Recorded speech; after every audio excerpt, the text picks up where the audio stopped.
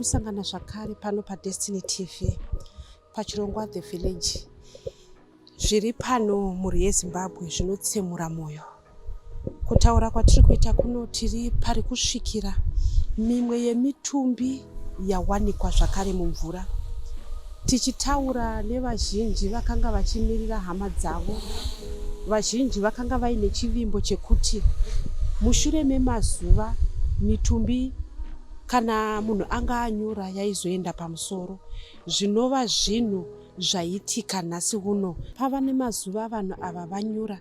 Nhasi uno mitumbi mizhinji yaonekwa yayangarara pamusoro pemvura. Ndiyo mitumbi yasvika iko zvino izvi. Mota zhinji dzakamira mumashure mangu vari kutoya kutozotakura mitumbi iyi kuti vaendese pachipatara cheKariba apo pakaungana hama zhinji vari kutsvaga vadikani vavo. I'm Lieutenant Colonel Joseph Chechesi, and I'm the commanding officer boat regiment. We now call it the Marine Unit. We received the distress call of this capsizing boat on the ZDF date, that's the 11th of August. And the distress call came around the 13th hours. And thereafter, I quickly informed my other Joint Operation Committee members. Then I quickly deployed my 18 divers. Then the police also, their divers were in Chirundu, and they were uplifted the side, and the police deployed 12 divers. We had also 2 divers from the local community, so a total of 36 divers were deployed on this operation. And I also provided 3 rigid boats, which are very fast. And since we got that distress call around the 13th hours, we reached the scene area 30 minutes later. Both the boats are very fast. Take us through the experience of the divers when they went under the water. And what are some of the conditions that they were working under? No, thanks very much. Yeah, like you know, it's very cold this time around, right? So the divers went under cold conditions when they were underwater. And also since the victims were trapped in the chassis in the boat, it took them time for them to cut the chassis to retrieve those boats. And also the depth was very deep. It was around 70 meters. And so for a diver to come out with the victim from the 70 meters, ascending to the surface, it was a big challenge. Also, the other thing that they faced was of darkness, because we worked till late, around 20 hours, trying to retrieve all the boats with all the bodies still intact. And finally, Lieutenant Colonel, we understand that a few days have passed since Tuesday, and it might be difficult to keep on retrieving this. Some of them started floating, but should if anything happen, the condition can deteriorate, making it more difficult for you to retrieve them.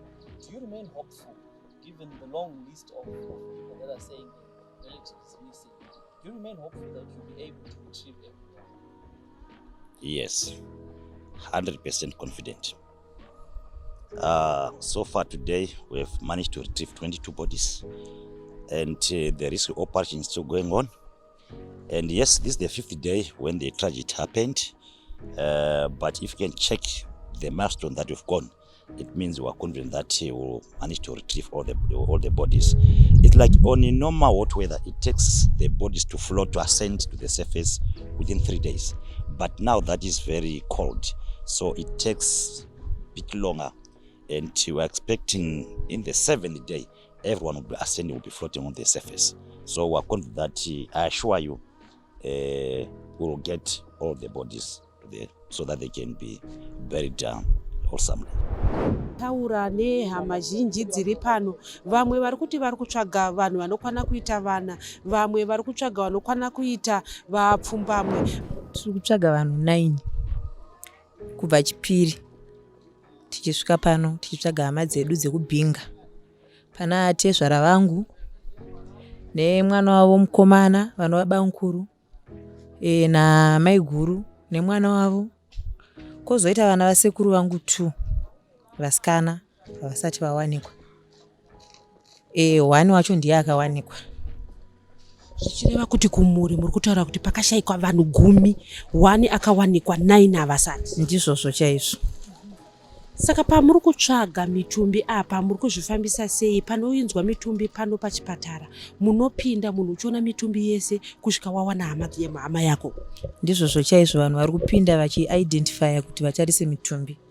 Saka ukaidentifya ukaonawo kuti ndio hama yangu, wakuenda wakunosainisa mapepa zvakuziva kuti nenge awanika nenge asati awanika. Izvozvo zviri kusiya vanhu vari papi nekuda kwekuti dzimwe nguva kungoona hama yako yashaika zvinokukanganisa, asi kana wakuti pauya mitumbi yese unenge uchinzi pinda utsvage hama yako, pamwe pacho wotoshaya wobuda usina kumuwana. Zvona zvinaomera zvakanaka kutaura pachokwadi. Nechiitiko chakaitika ichika zviri kurwadza.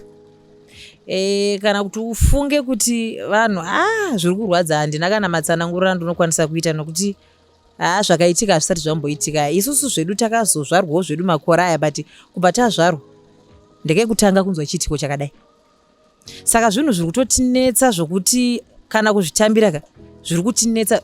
Unasa pane pamwe pokuti unoita ngefirimu uchinzo ichokwadi here, ndizvo here zvandiri kuona, asi ndizvo chaizvo zvakaitika zvokuti kana chekutaura chaiko neromuromo unenge usitorino kuti chokwadi muri imwe chete makuva 10 panguva imwe chete. Ndizvozvo chaizvo makuva 10 panguva imwe chete.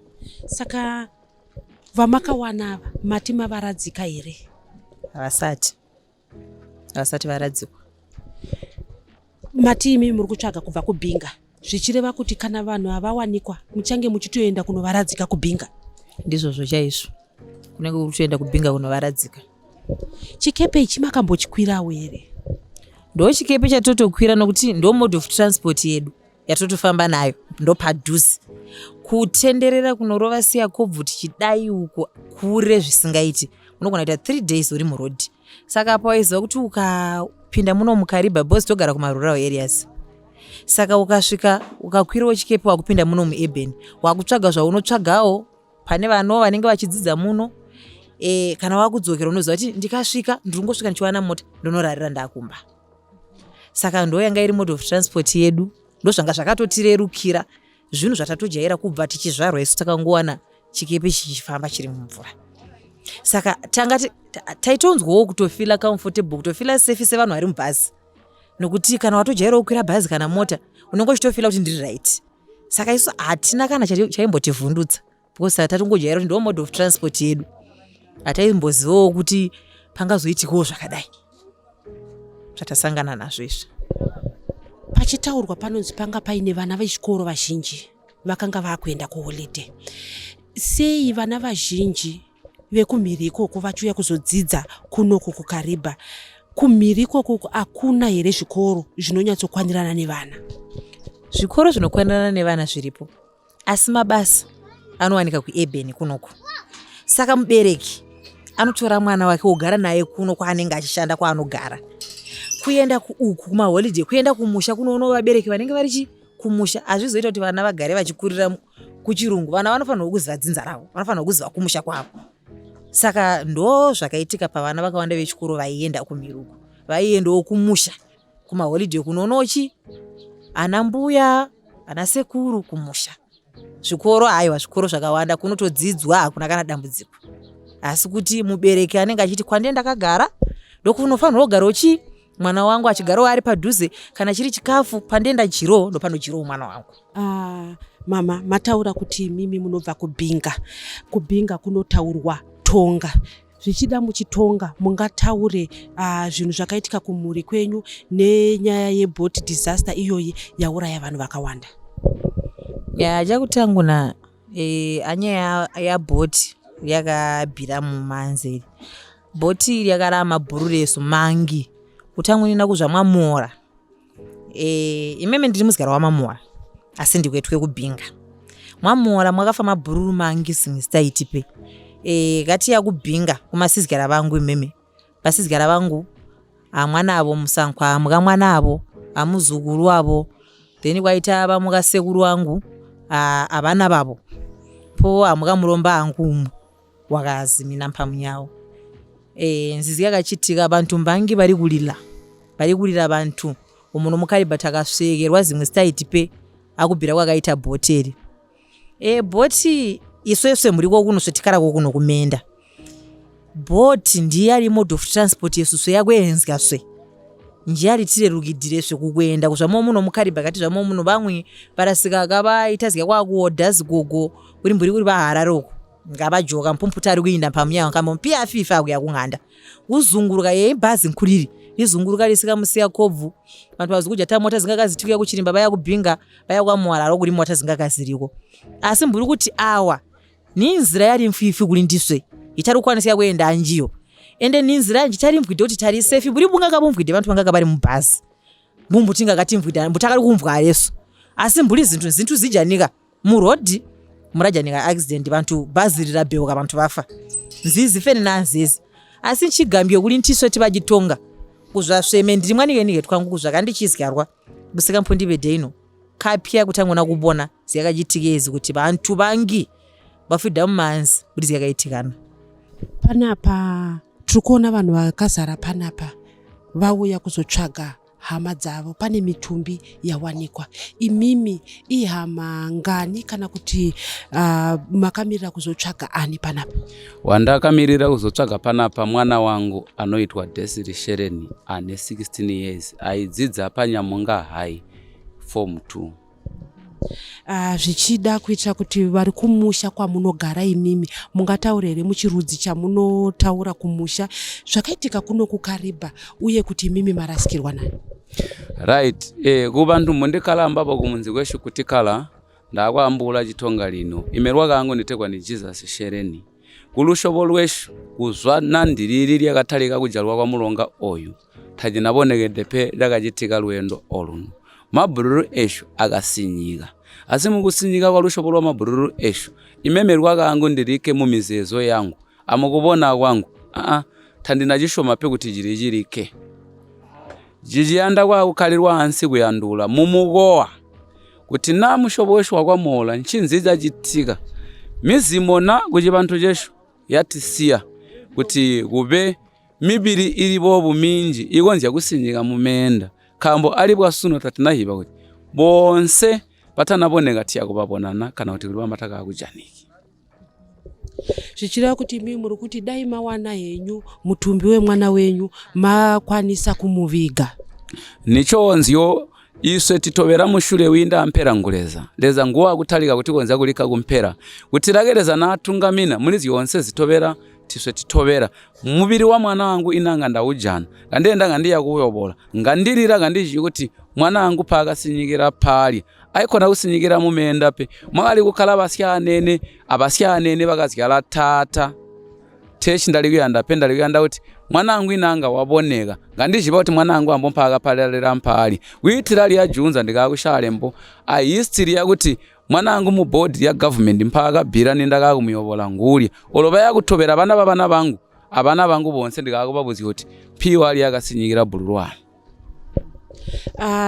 tiri kuziva kuti vanhu vazhinji vekumhiri vakapararira muchikepe imimi mwana wenyu asiwo kwamunogara pane vamwewo here munharaunda yenyu vakatsakatikira mugungwa iri mudhemu irori rekaribha mumulonga oyu utegwa nikasamba vezi mulonga wa dhamu lya karibha mwakapararira babhururu vangu vanji kambo iswe kuya kwamola ndiryali bhazi ryeshu muntu wonse ukhala kwamola muntu wonse wali kukwira board eri tali kukwirira kuya ku business pe business iyi bakali kuchita asi bakali kuchita kabati kuku bakhala kukumunzi board eri lyakali bhazi ryeshuswe ambuli kwasunolala lyokubira kwalione taswekerwa tabula tina kwenda kuti enu kuti tikakusike kumunzi tati jipe kuti naleza ulatirongera ziru tikadza nerugwasyo kuzva akusinyika kwa board eri asi rugwasyo nanga lwali kujanika kabati bambira biyo road kambo road ripotera kuti olona mota yabheuka kubheuka kwayo nemota mibiri iraboneka kufambana tafambana kuyobola nzubozi keshu imimi bhoti iri maimborikwira kakawanda here mubhoti munhu anofanira kupiwa safety jacket mafambiro amaita naro maipiwa here zvekupfeka kuti muve munodziviririka kana pachinge paita njodzi yakaita seiyoyi ma life jacket nichonzyo mulaumbo amba kuzva kwale captain kuti muntu wonse utanta bhoti chandicha kutalika wede kutalika kusama life jacket but ma life jacket takali kubuzigwa biyo kuti ziuno nzimukedezi mumukala ma life jacket asitakope munthu akali kupegwa life jacket lyakuzvala ngapatemba wamba kuti body eri ndi part talikonzikipe kubira asitakashamisika tonse takapachimankha mano kati jana body liyenda lyayansa amenda lyajeya mabuluresho. Vanhu vazhinji vanotaura nyaya yekuti kunoku kune chivanhu chakawanda. Imimi kumhiri ikoko kune machifi here vane zvavaimboitawo gore negore kuti vanhu vave vanochengetedzeka mudhamu iri nekuti vamwe vari kuti vanhu havachatevedzera chivanhu. Ya nichonzyo chivantu mpujiri jiitwa abasi mwami asi isoswe tibantu kuti tabedzerana wamba kuti mabantu tabachitovereziki peji bantu ngati bejabia mula wamba kuti mukumana kwa mwaka ulikerike mwezi utegwa ni Oktoba kole akole mwami ulikerike ulapeka bwanti ngaya wala mapisha akupira mizimo yake lage alike kumushobo wake basi kubaji ndi chibaswana na muri November bami bonse bakazwa mu mulonga bayakukwala mapisa bapira mizimo yabo gabala antamwe kupira mizimo ya mwami tawe yandi mwana angu pe tawe yandi mwani kangu pe tawe yandi tata pe guyanda mwami nguchengeta mizimo yake iswe tibantu bamu nzimbo mwake timugwasizi yakumupazi yandikana mbuli busezyo abusubwa kuti apeke bukandi amali yakuti aenda akakule mapiza ako akwala mu mulonga saka isweswe tatikonzikipe kuti tikakutobereji bantu jake mwami roma dola yotira badala lage nguitaji bantu jake ati muri yake ndi aita ndiriyo jibantu iswe tazikubuzi kuti jibantu jaita talemekezi yamirawo yakuti buzuwa wajina mutaberegipe buzuwa bwamande mutaberegipe ndi itaji bantu bantu lino mazubano bakababa siche chibanje tatibindi pe bantu kuti mutanamati kambo kunamata muntu winda ampera nguleza iso titobera mushura aleza so mukwinda kwaleza ampera leza nguyo mbaga tonga kusigeri body lyabira alagereza tiramulika kuti wakatonga asa tikonzipe kumupa mulandu bozi ngusika bwenyika kambo. Baba tauya upano pachipatara imimi muchiuya pano manga muri kutsvagawo hama yenyu ere? Hongu ndaitsvaga hama dzangu. Hama dzenyu mamutsvaga hama dzenyu ngani? 2. Taona iye zvinezvi pane mitumbi yaunzwa panapa mapindawo ere mukati kunotsvaga hama dzenyu uye pane wamaonawo ere? Ndapindamo wandawana i1 makuseni manhere anaya ndapindamo andina wandawana. Kuseni kwauya mitumbi mingani? Kwangu ya mitumbi 2. Pane mitumbi yamaona iye wama muchitsvaga ndiani akakura sei? Wanda ndichitsvaga wandawana makuseni musikana ane 10 years wandashaya chikomana chine 7 years. Pamunopinda muchitsvaga mitumbi kunge pamapinda iko zvinezvi vanenge vakaitwa zvekuita sei mamuri kupinda iroom yekuti vanenge vakaradzikwa panzvimbo imwe chete munhu uchisvika uchitarisa ere? Vakaradzikwa mumochare pasi paunyatsona kuti uyu ndinhingi uyu ndinhingi uyu ndinhingi pasi ripo kuti nombosiri kushupika. Takatarisa iko zvinezvi mazuva awanda vanhu havari pasi pemvura zvichida vachiri kutaridzika zvakanaka nekuti unhu ukutoona nehembe kuti ihama yangu nekuti imwe mitumbi ongochiona kuti kunyangwe nerimwe ganda riri kutongera kwapuka. Zviro kwazvo ganda rakuita serakwapuka tasakadirwa mvura asi wakunobata kuti ihama yangu nehembe motobvunza wokutanga anga anaye uye hembe yacho namaibata kala mobata kuti kana mune pamazoziva kuti uyu ndowedu sewangu wandawana makuseni haiwa handomuziva hembe zvayanga iri kunzi hembe nyuwani chidhangali ndezvokadicho ndochandakapfeka anga ane bhachi redhi shuwa ndoranga naro t-shirt yeredhi ndoyanga nayo ndochandipaunizo kuti uyu ndo wangu uye face ikuita zvaisi yakatsvatsva nemvurasi yandaza kuti mwana ndewangu. Muruda kutaura kuti kudini kuda kwenjodzi iyoyi yakawira kwete muri yeKariba chete asi Zimbabwe yese? Zviro kwazvo njodzi iyi yakawira Zimbabwe yese asi pandinomubvunzo napo ndingabvunza here. Hongu munokwanisa kubvunza. DDF ulipi? Ndio wandombokumbira kubvunza panguva ine kuti akamiririra DDF ari kupikwa pana ina ndisikumuona. Muri kureva kuti mimi vakamirira DDF kubva mazuva ese aitika njodzi hamusati mavaona here vakamirira kambani?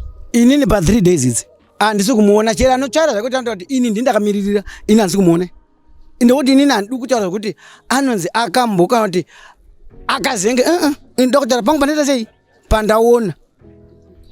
Sezvo musina kumuona, chii chamuri kuda kutaura kune vanhu ivava veDDF vacho?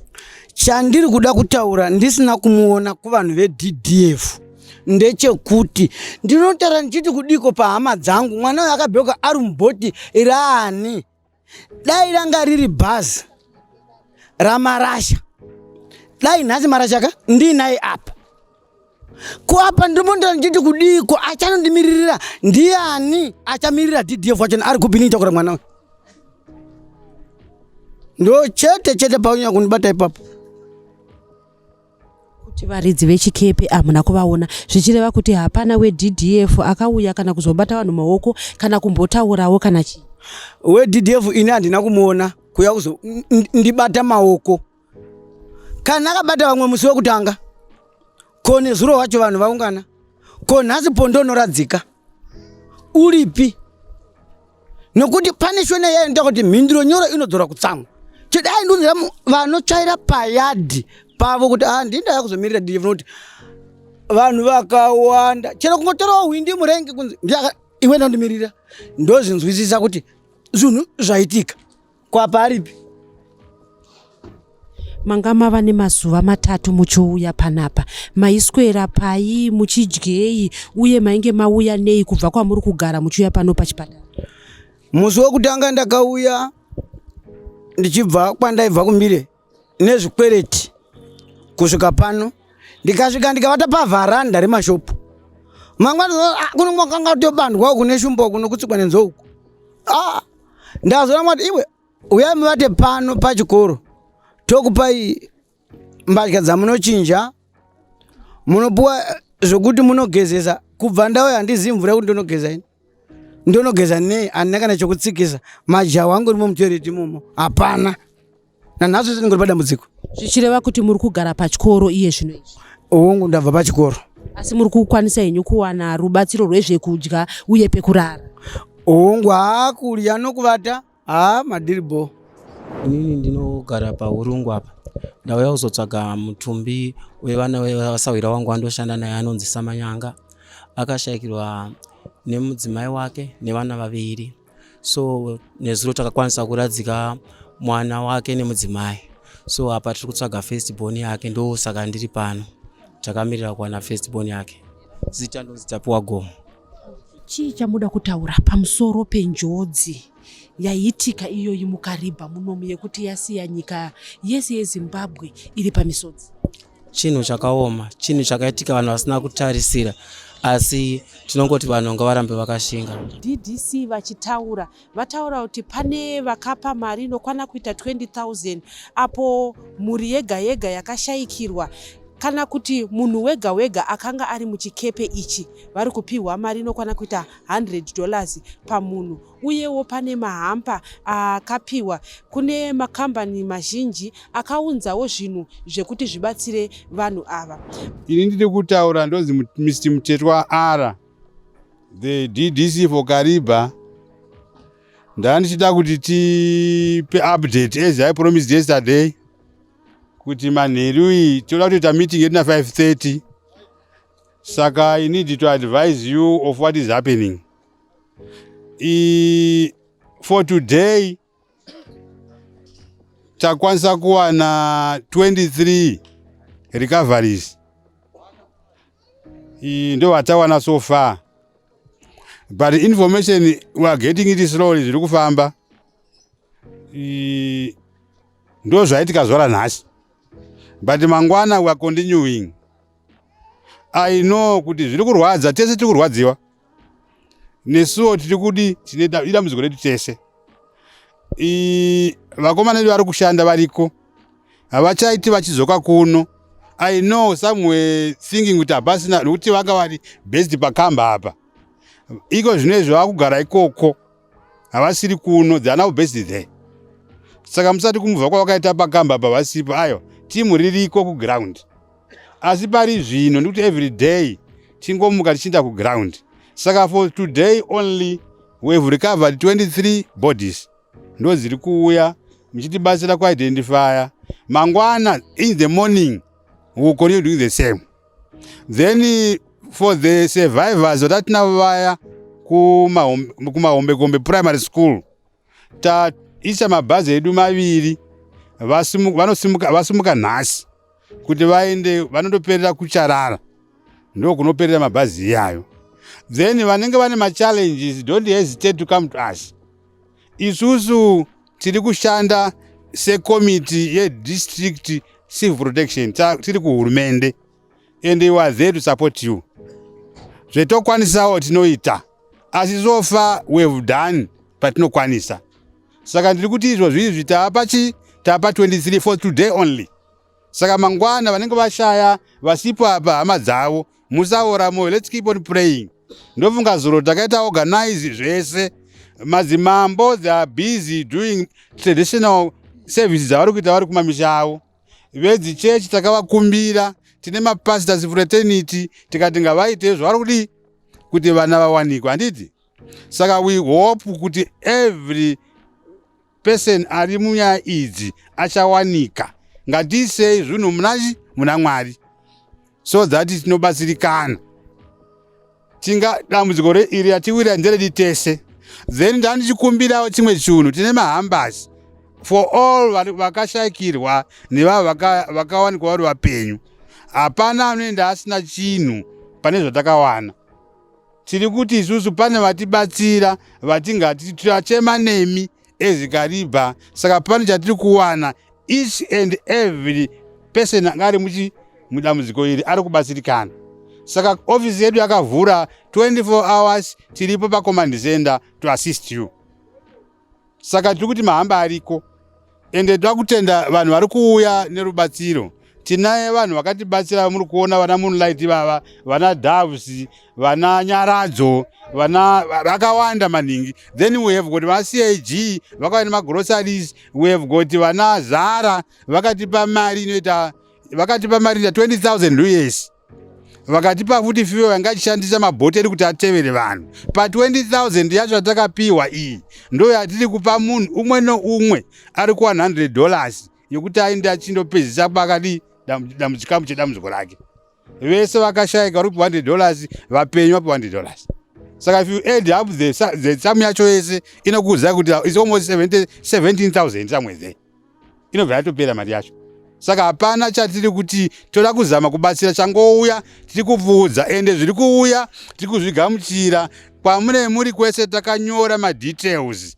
Tine tichita kuti mutipe next of kin ndo vatinotevera. Vari mahombekombe, vari muNyamunga, mangwana kuseni vakashayikirwa vaya.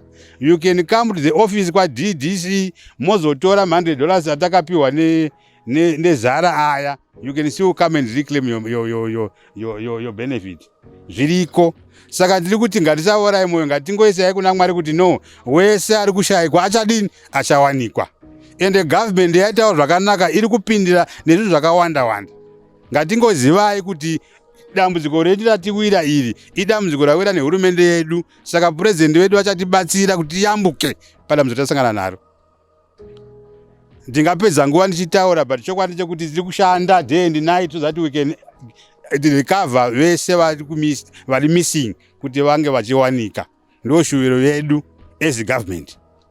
Saka ngatirambei tine tarisiro yokuti vese vari kushayikwa vachawanikwa. Ndatenda vafundisi tokumbirisa vanenge vachitipawo minamato. Vechivanhu ngavaitewo zvavanokwanisa kuita kuti vana vari kushayikwa vawanikwe.